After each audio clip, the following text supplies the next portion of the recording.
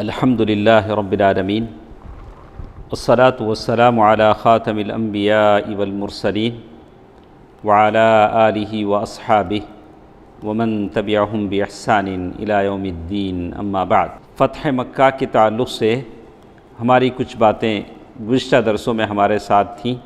مکے میں جب اسلامی لشکر داخل ہوا تو ہم نے گزشتہ درسوں میں سنا کہ سعد بن عبادہ رضی اللہ عنہ وہ ایک فرما رہے تھے الیوم یوم الملحمہ، آج کا دن خون ریزی کا دن ہے، تستحل الحرمہ، حرمتیں پامال کرنے کا دن ہے۔ تو ابو سفیان نے اللہ کے نبی صلی اللہ علیہ وسلم سے کہا کہ اللہ کے نبی آپ نہیں سن رہے ہیں، کیا کہہ رہے ہیں سعد بن عبادہ؟ اللہ کے نبی صلی اللہ علیہ وسلم نے سعد بن عبادہ سے رضی اللہ عنہ ان سے جھنڈا لیا۔ کس کو دیا؟ ان کے بیٹے کو دیا۔ بعض روایتیں آتی ہیں علی رضی اللہ عنہ یا زبیر رضی اللہ عنہ کو دیا۔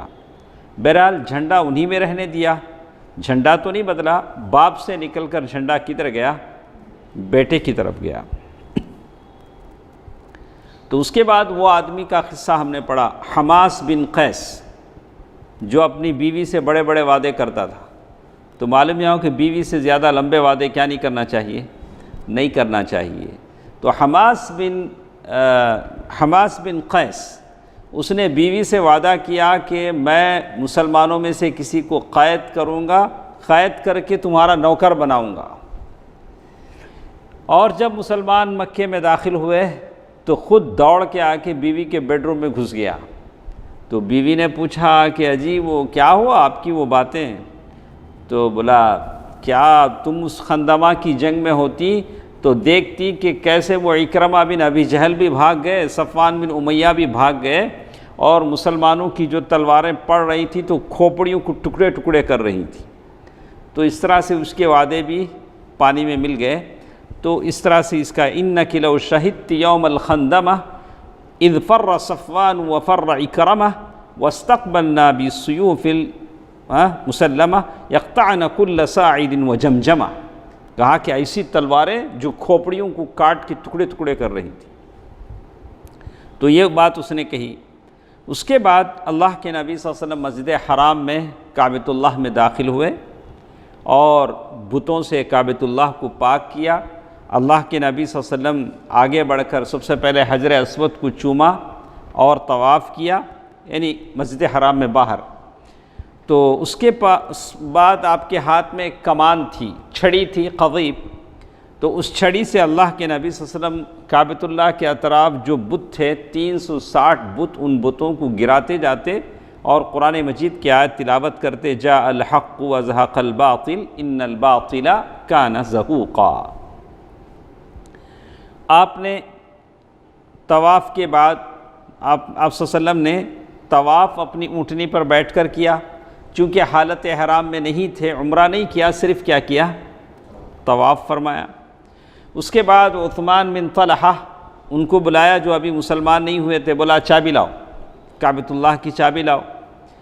پھر آپ صلی اللہ علیہ وسلم کے حکم سے کعبۃ اللہ کو کھولا گیا۔ اللہ کے نبی صلی اللہ علیہ وسلم اندر تشریف لے گئے تو اندر تصویریں تھیں، دیکھا کہ ایک دیوار پہ تصویر ہے اسماعیل اور ابراہیم علیہم السلام کی، جن کے ہاتھوں میں قسمت جاننے کی تیریں ہیں۔ تو اللہ کے نبی صلی اللہ علیہ وسلم فرمایا کہ ایسا ان پیغمبروں نے کبھی نہیں کیا، یہ تو جھوٹ ہے ان پیغمبروں کے تعلق سے۔ پھر وہ کبوتری تھی جو لکڑی کی بنی ہوئی تھی، اللہ کے نبی صلی اللہ علیہ وسلم اس کبوتری کو ہاتھ سے توڑا، وہ تصویریں مٹا دیں۔ تو اس کے بعد اللہ کے نبی صلی اللہ علیہ وسلم نے کعبۃ اللہ کے اندر نماز پڑھا۔ کہاں؟ کعبۃ اللہ کے اندر نماز پڑھا۔ اس وقت اللہ کے نبی صلی اللہ علیہ وسلم کے ساتھ دو بس لوگ تھے، ایک اسامہ بن زید رضی اللہ عنہ اور دوسرے بلال رضی اللہ تعالیٰ عنہ۔ یعنی اندر جب چلے گئے دروازہ بند ہو گیا، اندر کیا ہوا بس یہی دو لوگ جانتے ہیں، ایک اسامہ بن زید رضی اللہ عنہ، دوسرے بلال ابن رباح۔ تو کہتے ہیں کہ جب دیوار صرف 3 ہاتھ کے فاصلے پر رہ گئی تو کعبۃ اللہ کی جو ایک طرف کی دیوار تھی وہاں سے اللہ کے نبی سے وہیں ٹھہر گئے۔ 2 کھمبے اندر، پورے کعبۃ اللہ کے اندر 6 کھمبے ہیں، کعبے کے اندر جو پلر ہیں وہ کتنے ہیں؟ 6. تو 2 کھمبے آپ کے بائیں جانب تھے، ایک کھمبا دائیں جانب اور 3 کھمبے پیچھے. ہاں، اور ان دنوں کی بات تھی جب کعبے میں 6 کھمبے تھے. اب کیسا ہے اللہ بہتر جانتا ہے. پھر اللہ کے نبی صلی اللہ علیہ وسلم نے پھر وہی کعبے میں نماز پڑھا اور کونے کونے میں اللہ اکبر توحید کا نعرہ لگایا. چونکہ اس کعبے کو بتوں سے گندا کیا گیا تھا، اللہ کے نبی صلی اللہ علیہ وسلم نے بتوں کو صاف کرنے کے بعد توحید کا نعرہ لگایا. بہت ساری باتیں ہوئی. تو اللہ کے نبی صلی اللہ علیہ وسلم وہاں سے جب نیچے آئے، نیچے قریش تھے، کعبے کے باہر سارے قریش ٹھہرے ہوئے ہیں. تو اللہ کے نبی صلی اللہ علیہ وسلم نے کعبے سے نکل کر کعبے کا جو دروازے کا جو بازو ہوتا ہے اس کو پکڑ لیا. پکڑ کر قریش کو خطاب کرتے ہوئے کہا، اللہ کے سوا کوئی معبود نہیں. یہ توحید دعوت ہے جو ہمیشہ ہمارے ساتھ ہے.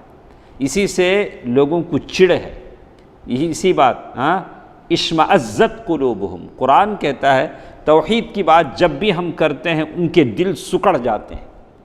لیکن دوسری باتیں بولو خوش ہو جائیں گے، انسانیت کی باتیں، یہ باتیں وہ باتیں بہت، لیکن توحید کی بات کیا نہیں کرنا، نہیں بولنا. لیکن اللہ کے نبی نے تو یہی سکھایا، توحید ہی کی بات سکھائی.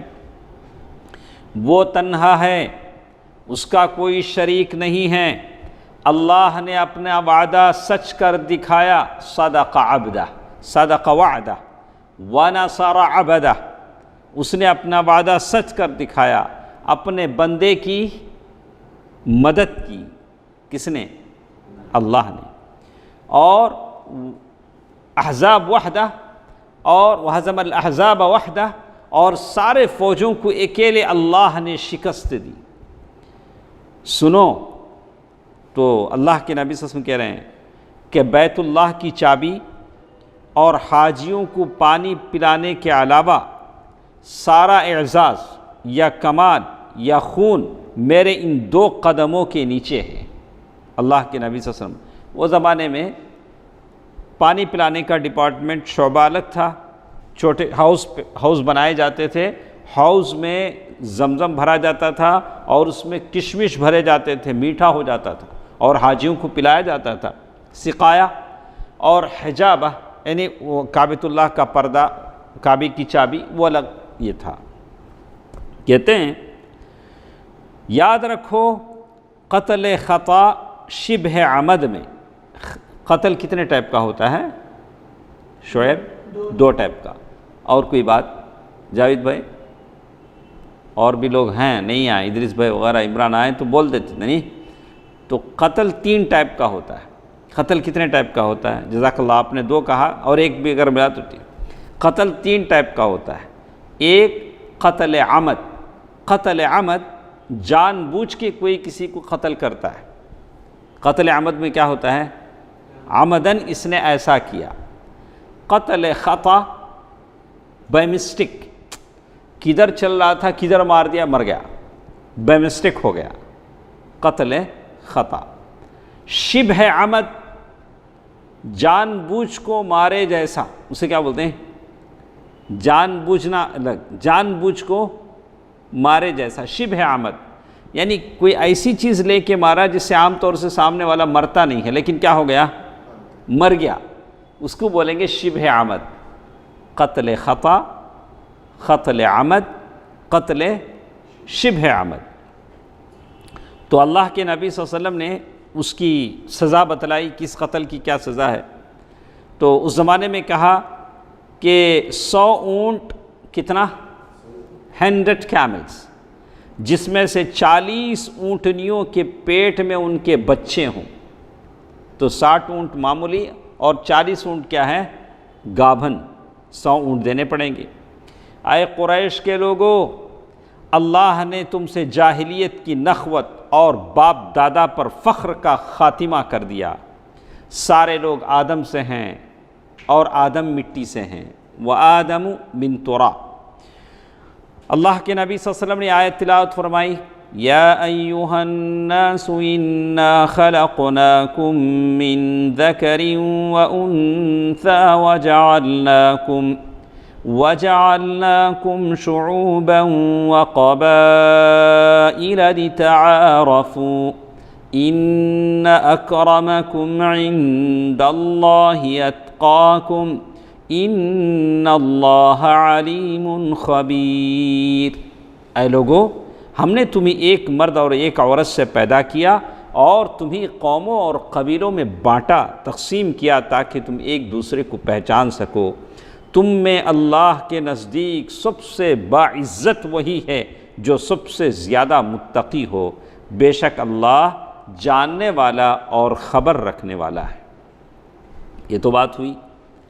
اس کے بعد اب سارے قریش صحن کعبہ میں جمع ہیں، ہر ایک کو انتظار ہے کہ اللہ کے نبی صلی اللہ علیہ وسلم کیا فیصلہ ان کے حق میں لیتے ہیں، لیکن اللہ کے نبی صلی اللہ علیہ وسلم کا ایک ہی جواب تھا، آج کوئی سرزنش نہیں ہے، کسی کے لیے کوئی عتاب نہیں ہے، سوائے چند آدمیوں کے جن کے تعلق نبی رحمت نے فرما دیا کہ اگر وہ کعبے کا پردہ بھی پکڑ کے مانگ رہے ہوں معافی تو ان کو اس حالت میں بھی کیا کرو، قتل کر دو۔ وہ چند آدمی تھے جن کا جرم بہت زیادہ تھا۔ اس کے بعد آپ صلی اللہ علیہ وسلم نے فرمایا کہ قریش کے لوگوں، تمہارا کیا خیال ہے، میں تمہارے ساتھ کیسا سلوک کرنے والا ہوں؟ تو سارے قریش کے لوگوں نے کہا آپ کریم ہیں، ہاں، اور کریم بھائی کے صاحب زادے ہیں، کریم ابن الکریم، تمہیں بھی شریف، تمہارے ابا بھی شریف۔ آپ صلی اللہ علیہ وسلم نے فرمایا میں وہی بات کہہ رہا ہوں جو بات یوسف علیہ السلام نے کہا تھا، لا تثریب علیکم اليوم، آج تم پر کوئی سرزنش نہیں ہے، کوئی ڈانٹ ڈپٹ نہیں، کچھ نہیں، جاؤ تم سب آزاد ہو۔ نبی رحمت نے کیا کر دیا؟ بہت بڑی بات ہے، میرا پڑھنا، آپ میرا سننا آسان ہے، لیکن ایسے دشمنوں کو جنہوں نے اللہ کے نبی صلی اللہ علیہ وسلم کو ہر طرح سے تنگ کیا، راستے میں کانٹے بچھائے، ڈرایا دھمکایا، پاگل کہا، شاعر کہا، بیٹیوں کے حمل گرا دیے، اور بیویوں پر تہمتیں لگائیں العیاذ باللہ، ایسے دشمنوں کو کیا کیا؟ نبی رحمت نے معاف کر دیا۔ بات آتی ہے کعبے کے کنجی کی۔ کعبے کا کنجی بولے سنا بھائی، چابی، تو یہ بہت بڑی ذمہ داری ہے۔ آپ اور ہم بھی کئی مسجدوں کے ذمہ دار ہیں، نہیں ایک دو ہے تو اللہ پوچھا، کئی مسجدوں والوں نے کیا کر دیا ہے، ہم لوگوں کو ذمہ داری دے دی۔ تو اس میں چھوٹی سی عبارت ہے، نہیں کیسے، تو کوئی بھی ذمہ داری آپ کو ملتی ہے تو اس کے پیچھے کتنی بڑی امانت داری ہوتی ہے۔ رسول اللہ صلی اللہ علیہ وسلم مسجد حرام میں بیٹھ گئے، حضرت علی نے اب کعبہ کھولا، چابی کس سے لیا تھا اللہ کے نبی نے؟ عثمان بن طلحہ سے۔ کھول کر کعبہ بند کر دیا تو چابی ابھی علی رضی اللہ تعالیٰ عنہ کے ہاتھ میں تھی۔ حضرت علی رضی اللہ تعالیٰ عنہ آ کر کہا کہ اللہ کے نبی صلی اللہ علیہ وسلم، ہمارے ہاتھ میں کیسا بھی حاجیوں کو پلانے کا ڈپارٹمنٹ ہے، یہ ڈپارٹمنٹ بھی کیا کیجئے، ہمارے حوالے کر دیجئے۔ کون سا مانگ رہے ہیں؟ علی رضی اللہ عنہ، کعبے کی اس کا ڈپارٹمنٹ۔ کہا کہ ہمارے لیے حجاج کو پانی پلانے کے اعزاز کے ساتھ، ہانا اعزاز، ہانا خانہ کعبہ کی کلید برداری، چابی کا اعزاز بھی جمع فرما دیجیے، دو بھی ہمارے ساتھ رہ گئے تو اچھا رہے گا، اللہ آپ پر رحم کرے۔ پھر ساتھ ساتھ کیا کہ علی رضی اللہ تعالیٰ نے دعا بھی دے دیا۔ واقعی تو بعض روایتیں کہاں ہیں، بعض روایتوں میں ہے کہ یہ گزارش عباس رضی اللہ تعالیٰ عنہ نے کی، لیکن اللہ کے نبی صلی اللہ علیہ وسلم ہیں کہہ رہے ہیں کہ ارے وہ عثمان بن طلحہ کہاں ہیں، جن سے میں نے چابی لیا تھا وہ کہاں ہیں؟ تو انہیں بلایا گیا تو اللہ کے نبی صلی اللہ علیہ وسلم نے عثمان بن طلحہ رضی اللہ تعالیٰ عنہ سے کہا کہ یہ چابی لو۔ جن سے چابی لی تھی کیا کیا؟ وہ چابی ان کو لوٹا دیا، اور ساتھ ساتھ وہ کہہ رہے ہیں آج کا دن کیا ہے؟ آج کا دن نیکی اور وفاداری کا دن ہے۔ تو ابن سعد کی روایت ہے کہ آپ نے کنجی دیتے ہوئے یہ بھی فرمایا، عثمان بن طلحہ رضی اللہ تعالیٰ عنہ کو چابی دے رہے ہیں چابی دیتے ہوئے فرما رہے ہیں اسے ہمیشہ ہمیش کے لیے لے لو. یہ چابی کیا رہے گی تمہارے فیملی میں؟ ہمیشہ ہمیش کے لیے رہے گی. تم لوگوں سے وہی اسے چھینے گا جو ظالم ہوگا، ورنہ یہ چابی کس کے خاندان میں رہے گی؟ تمہارے خاندان میں رہے گی. اے عثمان، دیکھیں یہ چیز میں آپ کو بتا رہا تھا. اے عثمان، اللہ کے نبی صلی اللہ علیہ وسلم چابی دے رہے ہیں. چابی دینے کے ساتھ ساتھ وصیت اور تاکید بھی کر رہے ہیں. اللہ نے تم لوگوں کو اپنے گھر کا امیر بنایا ہے. یہ اللہ کا گھر کس کے حوالے ہے؟ تم لوگوں کے حوالے ہے. تم لوگ اس کے ذمہ دار ہو، نگران ہو. اس بیت اللہ سے جو کچھ تمہیں ملے اسے معروف کے ساتھ کھانا. کیا ہوتے ہیں اللہ کے نبی؟ یہاں سے اگر تم کو کچھ ملتا ہے تو کیا کرو؟ اسے بھی جو کھا سکتے ہو کھاؤ، معروف کے ساتھ. یعنی اب تو ہم لوگ تو کھانا دور کی بات، ہم لوگ کیا کرتے ہیں اس کو مسجدوں کے جو ذمہ دار ہیں ان کو مسجد ہی کو کیا کرنا پڑتا ہے؟ جیب سے چندہ دینا پڑتا ہے. اللہ کے نبی صلی اللہ علیہ وسلم نے عثمان بن طلحہ رضی اللہ تعالیٰ عنہ سے کہا کہ اگر اس کعبۃ اللہ سے، اب وہ کعبہ تھا، لوگ دور دور سے آتے تھے، ہدیے تحائف دیتے تھے، کہا کہ اگر تم کھاؤ تو اپنی محنت کے مطابق لے کے کھاؤ. جتنی محنت تم کرتے ہو اتنے محنت کے مطابق کیا کر سکتے ہو؟ کھا سکتے ہو. اب دیکھیے نماز کا وقت ہوا، کعبے کی چھت ہے، کعبے کی چھت پر بلال رضی اللہ تعالیٰ عنہ چڑھ رہا ہے اذان دینے کے لیے. اب وہ کوئی ساؤنڈ سسٹم کا زمانہ نہیں تھا، اوپر چڑھ کے اذان، ایک زمانے تک بھی تھا مسجد کے اوپر جا کے اذان دیتے تھے. مینار کے اوپر ایک بنا رہتا تھا، اس میں کھڑے ہو کے مؤذن اذان دیتا تھا. تو اب یہ جو لوگ مکے میں جو لوگ ہیں جو ابھی مسلمان ہوئے ہیں نئے، اس میں سے ایک صاحب بولیں اچھا ہوا ہمارے باوا نہیں اب پہلے مر گئے، ورنہ یہ سین دیکھے تو بڑا تکلیف تھا ہمارے باوا کو. کعبۃ اللہ کے اوپر چڑھے سو کون انہوں؟ بلال. معمولی انہوں کیا، انہوں ایک حبشی غلام. اچھا ہوا ہمارے ابا پہلے مر گئے. یہ باتیں ان کی دلوں میں کیا ہیں؟ جو ابھی مسلمان ہوئے ہیں ان کی دلوں میں آ رہے ہیں. دیکھیے اب نماز کا وقت ہو چکا تھا. رسول اللہ صلی اللہ علیہ وسلم نے بلال رضی اللہ تعالیٰ عنہ کو حکم دیا کہ کعبے پر چڑھ کر اذان کہیں. کیا کہیں؟ کعبے پر چڑھ کر اذان کہیں. تو ہمیشہ جو ریگولر امام ہے یا ریگولر مؤذن ہے وہی دینا. ہمیں کیا کرتے ہیں ذرا، کیا تو بڑا اجتماع ہے، ریگولر مؤذن کو ریٹائر کر دیکھیں، ذرا اور اچھا اذان دینے والے کو لا کے ٹھہرا کرتے. جائز نہیں. یہ کیا ہے؟ جائز نہیں. جو امام راتب ہے وہی نماز پڑھانا. ہاں امام اجازت دے دے کسی کو کہ آپ نماز پڑھا سکتے ہیں تو ہم جا سکتے ہیں، ورنہ امام راتب کے ہوتے ہوئے کتنا بڑا علامہ بھی آ جائے کہاں کھڑنا ہو؟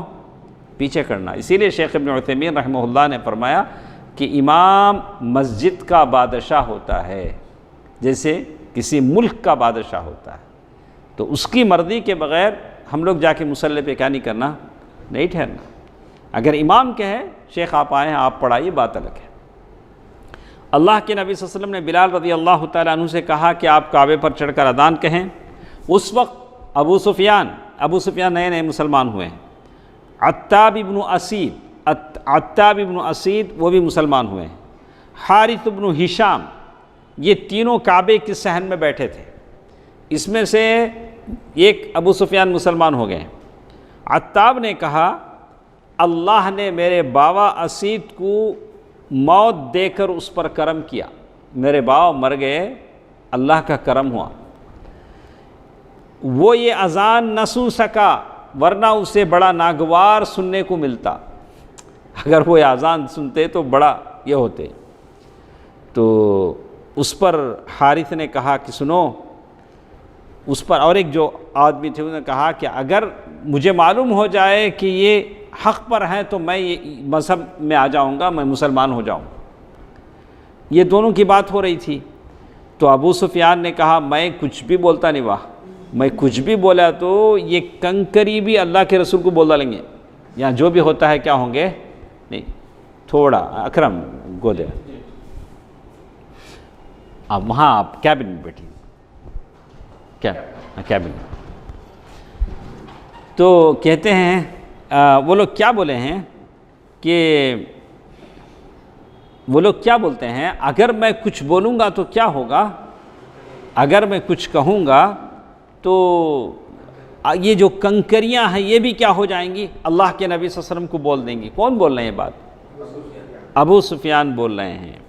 تو یہ کنکریاں بھی بول دیں گی۔ تو اس پر وہ کہتے ہیں، تو اس کے بعد نبی صلی اللہ علیہ وسلم کے پاس یہ تینوں تشریف لے گئے اور فرمایا، اللہ کے نبی صلی اللہ علیہ وسلم نے فرمایا، تم تینوں نے جو باتیں کی مجھے اللہ نے بتا دیا، تم نے یہ کہا، تم نے یہ کہا، انہوں نے یہ کہا۔ تو اس کے بعد حارث مسلمان ہو گئے۔ انہوں نے کہا تھا کہ اگر معلوم ہے کہ حق ہے تو میں کیا کروں گا، مسلمان ہو جاؤں گا۔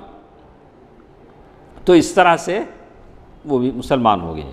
اس کے بعد اللہ کے نبی صلی اللہ علیہ وسلم کو غسل کرنا تھا، تو اللہ کے نبی صلی اللہ علیہ وسلم ام ہانی بنت ابی طالب، ام ہانی بنت ابی طالب کیا ہوتی ہیں اللہ کے نبی صلی اللہ علیہ وسلم کی؟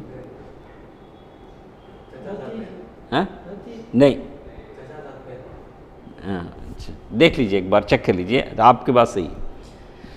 تو ام ہانی کے گھر گئے، انہی کے گھر میں تھے جب اسراء اور معراج کا واقعہ پیش آیا تھا، انہی کے گھر اکثر جاتے تھے۔ تو ام ہانی رضی اللہ تعالی عنہا کے گھر گئے اور وہاں جا کر غسل فرمایا، اور ان کے گھر میں 8 رکعت نماز پڑھی، فجر کے بعد 8 رکعت اللہ کے نبی صلی اللہ علیہ وسلم نماز پڑھی۔ یہ چاشت کا وقت تھا، اس لیے کسی نے اس کو چاشت کی نماز سمجھا، کسی نے فتح کا کیا ہے، کیا ہے اس میں، کسی نے سمجھا کہ یہ چاشت کا وقت ہے، کسی نے سمجھا کہ یہ فتح کا وقت ہے، فتح کا۔ تو اللہ کے نبی صلی اللہ علیہ وسلم نے نماز پڑھ لیا۔ تو ام ہانی رضی اللہ تعالی عنہا اپنے گھر میں اپنے 2 دیوروں کو چھپا کے رکھے تھے۔ کیا کر رہے تھے؟ ان کے 2 دیور مسلمان نہیں ہوئے تھے، تو علی رضی اللہ تعالی عنہ ان کو قتل کرنا چاہتے تھے۔ کسے؟ ام ہانی، ان کے 2 دیوروں کو۔ ام ہانی رضی اللہ تعالی عنہ نے کہا کہ ام ہانی رضی اللہ تعالی عنہ نے کہا کہ میں ان کو پناہ دے چکی ہوں، آپ قتل نہیں کر سکتے ہیں۔ تو اس طرح سے اللہ کے نبی صلی اللہ علیہ وسلم سے جا کر ام ہانی نے کہا کہ اللہ کے نبی، میں میرے 2 دیوروں کو پناہ دی ہوں، علی رضی اللہ تعالی عنہ قتل کرنا چاہتے ہیں۔ تو اللہ کے نبی صلی اللہ علیہ وسلم فرمایا کہ اے ام ہانی، جسے تم نے پناہ دی اسے ہم نے بھی پناہ دی۔ تو اس طرح وہ دونوں کیا ہو گئے، بچ گئے، اور دونوں کے دونوں مسلمان ہوئے۔ اس کے بعد اللہ کے نبی صلی اللہ علیہ وسلم نے کچھ بڑے بڑے جو اکابر مجرمین تھے ان کے خون کو رائیگاں کر دیا، بولا کہ اگر کوئی ان کو قتل کر دیتا ہے اس پر کوئی گناہ نہیں ہے۔ رائیگاں کرنا مطلب کوئی اسے کیا نہیں ہوگا، پکڑ دھکڑ نہیں ہوگی۔ تو ان میں سے کون کون ہیں؟ عبد العزہ بن خطل نمبر 1، عبداللہ بن سعد بن ابی سرح نمبر 2، عکرمہ بن ابی جہل نمبر 3، حارث بن نفیل نمبر 4، مقیس بن صبابہ نمبر 5، حبار ابن اسود نمبر 6۔ ابن خطل کی 2 نوکرانیاں جو نبی صلی اللہ علیہ وسلم کی حجو گایا کرتی تھی، اللہ کے نبی ایسے ہیں ویسے ہیں، ایسے بہت ساری باتیں وہ بولتی تھی۔ اور ایک سارا کون ہے بیٹا؟ سارا کون ہے؟ وہ عورت جو چوٹی میں خط چھپا کے آئی تھی، سارا جو اولاد عبد المطلب میں سے کسی کی لونڈی تھی، اس کو بھی قتل کرنے کا حکم دیا۔ اسی کے پاس حاتب رضی اللہ تعالی عنہ کا خط پایا گیا تھا۔ اب یہ اتنے آدمی تھے جن کے تعلق سے اللہ کے نبی صلی اللہ علیہ وسلم نے کہہ دیا کہ ان کو قتل کریں تو کوئی پاپ نہیں۔ اس میں سے 1 بائی 1 دیکھیں۔ ابن ابی سرح کا معاملہ یہ ہوا کہ اسے عثمان بن عفان رضی اللہ تعالی عنہ نے خود اللہ کے نبی صلی اللہ علیہ وسلم کے پاس لے گئے اور سفارش کر دی، اور آپ صلی اللہ علیہ وسلم نے ان کو معاف فرما دیا۔ معاف فرماتے فرماتے اندر سے اللہ کے نبی صلی اللہ علیہ وسلم کی کیا خواہش ہے کہ میرے معاف کرنے سے پہلے کوئی اسے قتل کر دے۔ اللہ کے نبی کی خواہش ہے، لیکن ایسا نہیں ہوا۔ تو اللہ کے نبی، کیونکہ یہ شخص پہلے ایک بار اسلام لا چکا تھا، اس کے بعد ہجرت کر کے مدینہ آیا تھا، لیکن پھر مرتد ہو کر پھر مکہ آ گیا تھا۔ تو صحابہ نے کہا اللہ کے نبی آپ اگر آنکھ سے ذرہ اشارہ کر دیتے تو ہم مار دیتے۔ اللہ کے نبی نے کہا کہ نہیں، کسی نبی کے لیے یہ چیز جائز نہیں ہے۔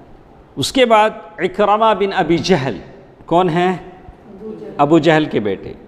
یہ بھاگ کر سیدھے یمن چلے گئے، یمن جانے لگے۔ تو ان کی بیوی کو معلوم ہوا ان کے شوہر یمن بھاگ رہے ہیں، تو بیوی کی تڑپ دیکھیے کیا تڑپ رہیں گی۔ انہوں پیچھے سے گئے، جا کے بولے اللہ کے نبی کے پاس پہلے آئے، بولے اللہ کے نبی میرے شوہر پریشان ہو کے یمن جا رہے ہیں، آپ امان دے دیجئے، میں ان کو وہاں سے پکڑ کے لاتی ہوں۔ اللہ کے نبی صلی اللہ علیہ وسلم نے کہا کہ ٹھیک ہے۔ وہ پیچھے پیچھے اکرمہ کے گئیں اور اسے ساتھ لے آئیں، اور اکرمہ بن ابی جہل رضی اللہ تعالی عنہ وہ صحابی بن گئے۔ اس میں سے ایک آدمی تھا ابن خطل، خا طا لام، یہ کعبے کا پردہ پکڑ کر لٹکا ہوا تھا، کعبے کا پردہ، یعنی اللہ کے نبی صلی اللہ علیہ وسلم سے معاف کر دیں گے۔ ایک صحابی نے خدمت میں آ کر حاضر ہو کر اطلاع دی، اے اللہ کے نبی صلی اللہ علیہ وسلم ایسی بات ہے۔ تو آپ صلی اللہ علیہ وسلم نے فرمایا کہ اسے قتل کرو، بھلے وہ کعبے کا پردہ بھی لٹک رہا ہو، کیا کرو؟ اسے قتل کر دو۔ انہوں نے اسے قتل کر دیا، وہ کیا ہوا؟ قتل ہو گیا۔ اس کے بعد مقیس بن صبابہ، ان کو نمیلہ بن عبداللہ نے قتل کر دیا۔ مقیس پہلے مسلمان ہو چکا تھا، پہلے ایک انصاری صحابی کو قتل کر کے مرتد ہو گیا اور بھاگ کر مشرکین کے پاس چلا گیا۔ اس کے بعد اور ایک تھا حارث، مکے میں رسول اللہ صلی اللہ علیہ وسلم کو سخت تکلیف پہنچایا کرتا تھا، اسے علی رضی اللہ تعالی عنہ نے قتل کر دیا۔ اور ایک آدمی جس کے تعلق سے کہا حبار ابن اسود، اس کا نام کیا تھا؟ حبار ابن اسود۔ زینب، اللہ کے نبی صلی اللہ علیہ وسلم کی بیٹی زینب جب ہجرت کر کے مکے سے مدینہ آ رہی تھی تو اس نے ایسی مار زینب رضی اللہ تعالی عنہ کو ماری تھی کہ ہودج سے، جو ڈولی میں بیٹھی ہوئی زینب، ہودج سے گر کر جا کر ایک چٹان پر گری، اور اس وقت وہ حاملہ تھی، کون؟ زینب رضی اللہ تعالی عنہ، اور حمل ساقط ہو گیا۔ کوئی معاف کر سکتا ہے کیا ایسے آدمی؟ لیکن یہ شخص حبار ابن اسود فتح مکہ کے روز بھاگ گیا، پھر مسلمان ہوا، اس کا اسلام کیا رہا؟ اچھا رہا۔ ایسے لوگوں کو بھی نبی رحمت نے کیا کیا؟ معاف کر دیا۔ ابن خطل کی دونوں لونڈیوں میں سے ایک قتل کی گئی اور دوسرے کے لیے امان طلب کی گئی، اور اس نے اسلام قبول کر لیا۔ اسی طرح سارا، وہ عورت، اس کے لیے بھی امان طلب کی گئی، وہ بھی کیا ہو گئی؟ مسلمان ہو گئی، اس کی بھی جان بخشی ہوئی، اس نے اسلام قبول کر لیا۔ تو اس طرح سے بتاتے ہیں کہ قتل ہونے والے مردوں کی تعداد 8، کتنے لوگ قتل ہوئے پورے فتح مکہ میں؟ 8، اور عورتوں کی تعداد 6 عورتیں قتل ہوئیں، 8 مرد قتل ہوئے۔ اور اسلام لانے والوں میں سے وحش بن حرب، جنہوں نے حمزہ رضی اللہ تعالیٰ عنہ کو شہید کیا تھا، وہ بھی مسلمان ہوئے۔ ابو سفیان کی بیوی ہند بنت عتبہ، وہ بھی مسلمان ہوئی۔ ابن خطل کی لونڈی نوکرانی ارنب، وہ بھی مسلمان ہوئی۔ تو اس طرح سے کچھ لوگ مسلمان ہوئے، کچھ لوگ کیا کر دیے گئے؟ قتل کر دیے گئے۔ اس کے بعد ایک اور چیز ہمارے ساتھ ہے، صفوان بن امیہ اور فضالہ بن عمیر کا قبول اسلام۔ صفوان بن امیہ کون ہیں؟ صفوان بن امیہ مکے کے لوگوں کا سردار ہے۔ اللہ کے نبی صلی اللہ علیہ وسلم نے اس کے قتل کی بات نہیں کی تھی، لیکن اسے ڈر شروع ہو گیا تھا، مکے کا لیڈر ہے، پتہ نہیں کیا ہو جائے گا۔ اور کون تھا معلوم؟ صفوان بن امیہ، یاد آیا آپ کو؟ جاوید بھائی یاد آیا؟ دونوں دوست تھے۔ کعبے کے سائے میں بیٹھ کے بولا تھا صفوان، اس کا بیٹا مارا گیا تھا جنگ بدر میں، بولا کہ تم جا کے اللہ کے نبی صلی اللہ علیہ وسلم کو مدینے میں، یہ فرینڈشپ ویسے ہی باقی تھی، ختم نہیں ہوئی۔ کیا تھی یہ فرینڈشپ؟ کیا تھی؟ ختم نہیں ہوئی۔ کہتے ہیں صفوان ان کے تعلق سے کہا کہ صفوان بن امیہ اور فضالہ بن عمیر، یہ دونوں کون ہیں؟ صفوان بن امیہ اور فضالہ بن عمیر کا قبول اسلام۔ صفوان بن امیہ کا خون گرچہ کہ رائے گا نہیں تھا، لیکن چونکہ بڑا لیڈر تھا، اسے ڈر تھا اپنی جان کو لے کر، تو وہ بھاگ گیا، مکہ چھوڑ کر بھاگ گیا۔ تو اس کے جو دوست تھے عمیر بن وہب جمحی، جو مسلمان ہو گئے تھے، جن کو قتل کرنے کے لیے بھیجا تھا، تو لیکن دوستی میں فرق نہیں آیا۔ کس میں فرق نہیں آیا؟ دوستی میں فرق نہیں آیا۔ عمیر بن وہب جمحی نے رسول اللہ صلی اللہ علیہ وسلم کی خدمت میں حاضر ہو کر کہا کہ اللہ کے نبی، صفوان مکے سے بھاگ گئے ہیں، ان کو جان کی امان دے دیجئے۔ وہ مسلمان تھے، اللہ کے نبی صلی اللہ علیہ وسلم نے امان دے دی، دینے کے ساتھ ساتھ کیا کیا، اپنی پگڑی اٹھا کر دے دی نشانی کے طور پر، میری پگڑی لے کے جاؤ، صفوان کو سمجھاؤ۔ اور وہ پگڑی تھی جو اللہ کے نبی صلی اللہ علیہ وسلم فتح مکہ کے وقت مکے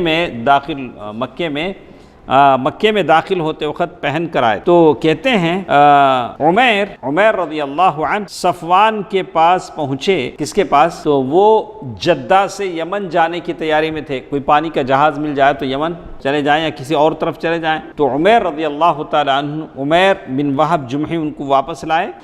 لانے کے بعد اللہ کے نبی صلی اللہ علیہ وسلم سے انہوں نے کہا کہ مجھے 2 مہینے کا ٹائم دیجیے۔ وہ کیا پوچھ رہے ہیں؟ صفوان بن امیہ کیا پوچھ رہے ہیں؟ مجھے 2 مہینے کا ٹائم دیجئے، میں سوچ کر اسلام لاتا ہوں۔ اللہ کے نبی صلی اللہ علیہ وسلم فرمایا کہ 2 نہیں، میں 4 مہینوں کا ٹائم دیتا ہوں۔ اللہ کے نبی نے کیا کہا؟ میں 4 مہینوں کا ٹائم دیتا ہوں۔ اس کے بعد صفوان نے اسلام قبول کر لیا اور ان کی بیوی پہلے ہی مسلمان ہو چکی تھی۔ اللہ کے نبی صلی اللہ علیہ وسلم نے پہلے نکاح کی بنیاد پر دونوں کو ساتھ کر دیا، جو پہلا ایک نکاح ہوا تھا، اسی نکاح پر ساتھ کر دیا۔ تو اس میں سے ایک آدمی تھے فضالہ، کیا نام تھا ان کا؟ فضالہ، بڑے جری بہادر آدمی۔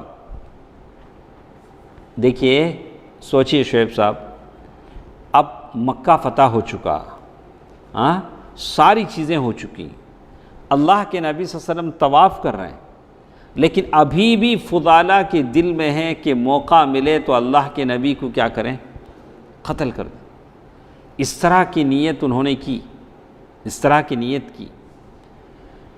تو اللہ کے نبی صلی اللہ علیہ وسلم طواف کر رہے ہیں، اللہ کے نبی صلی اللہ علیہ وسلم کو اللہ نے بتا دیا کہ فضالہ کی یہ نیت ہے۔ فضالہ کی کیا ہے؟ یہ نیت ہے۔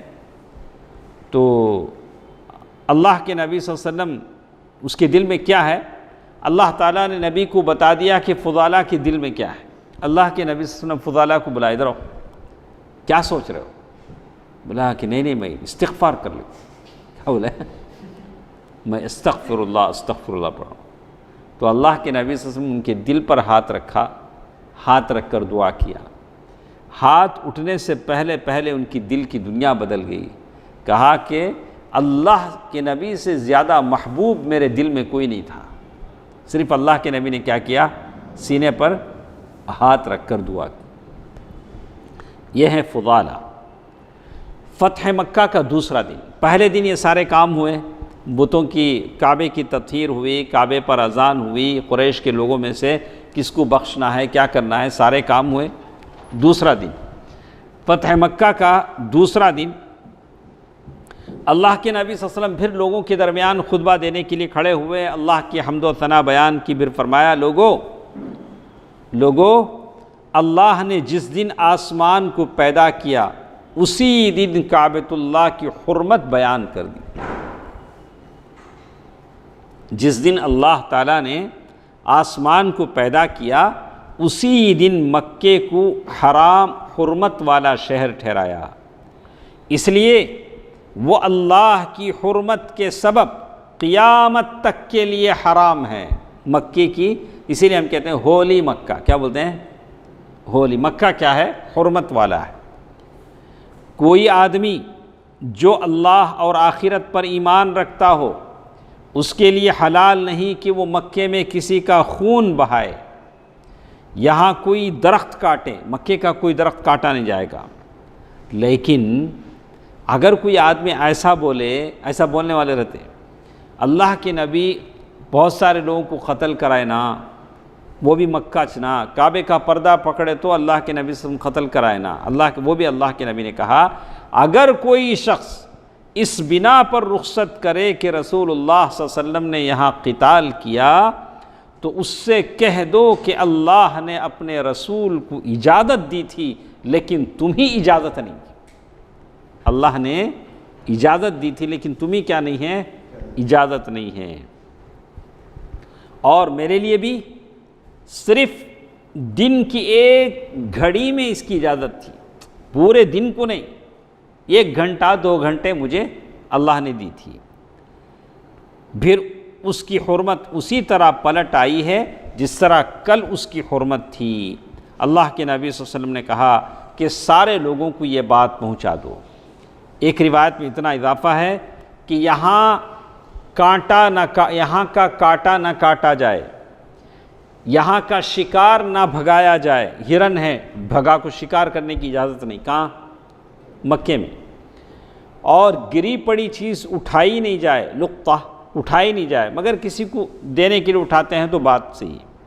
البتہ وہ شخص اٹھا سکتا ہے جو اس کا تعارف کرائے، اور یہاں کی گھاس اکھاڑی نہ جائے۔ مکے میں جو بھی گھاس ہے کیا نہیں کرنا؟ نہیں اکھاڑنا۔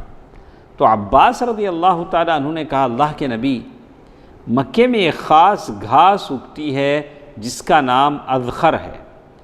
وہ گھاس وہ چائے، دوا کے طور پر استعمال ہوتی ہے، اسی طرح سونار بھی اسے استعمال کرتے ہیں، لوہار بھی۔ وہ ضروریات کی چیزوں میں سے ہے، اسے کیا کریں؟ آپ بولے نہیں کاٹنا، بولے تو کیا اس کو بھی چھوڑ دینا؟ تو مگر اللہ کے نبی صلی اللہ علیہ وسلم فرمایا کہ گھاس، اذخر گھاس کاٹی جا سکتی۔ اللہ کے نبی صلی اللہ علیہ وسلم نے کیا کر دیا؟ اس کو اس کی چھوٹ دے دی۔ تو اس کے بعد وہ کہتے ہیں، ایک روایت میں ہے اللہ کے نبی صلی اللہ علیہ وسلم نے اذخر گھاس کی کیا کر دی؟ چھوٹ دے دی۔ تو انشاءاللہ اس کے بعد ہمارے پاس بہت ساری باتیں ہیں۔ اب مکہ فتح ہو چکا تو انصار کے لوگوں نے کیا سوچا؟ کیا سوچے ہوں گے انصار کے لوگ؟ ہاں، اللہ کے نبی مکے سے نکلے تھے، اب مکہ فتح ہو گیا، اللہ کے نبی یہیں کیا رہ جائیں گے؟ مکے میں رہ جائیں گے، ایسا انہوں نے سوچ رہا تھا۔ اس کے بعد اللہ کے نبی صلی اللہ علیہ وسلم نے بیعت لیا۔ بیعت جب لے ہیں تو مردوں سے الگ، عورتوں سے الگ۔ ایک طرف عورتوں کے لیے عمر رضی اللہ تعالیٰ عنہ بیعت لے رہے ہیں، ادھر مردوں میں اللہ کے نبی صلی اللہ علیہ وسلم جو بول رہے ہیں وہی اسی بات کو عمر رضی اللہ تعالیٰ عنہ دہرا رہے ہیں۔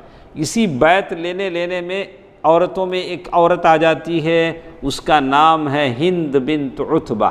کون آ جاتی ہے؟ ہند۔ کون ہے وہ عورت؟ ابو سفیان۔ تو پہلے تو وہ آنے سے گھبرائی کہ اللہ کے نبی صلی اللہ علیہ وسلم پتہ نہیں کیا کریں گے ان کے ساتھ۔ جب آئی تو کیا گفتگو ہوئی، کیا سوال جواب ہوا، بہت ہی سننے کی بات ہے۔ انشاءاللہ کل کے درس میں ہم سنیں گے۔ اللہ تعالیٰ جو کچھ ہم سیرت کی باتیں سنتے ہیں اسے یاد رکھنے، دوسروں تک پہنچانے کی توفیق دے، آمین۔ والسلام علیکم ورحمۃ اللہ وبرکاتہ۔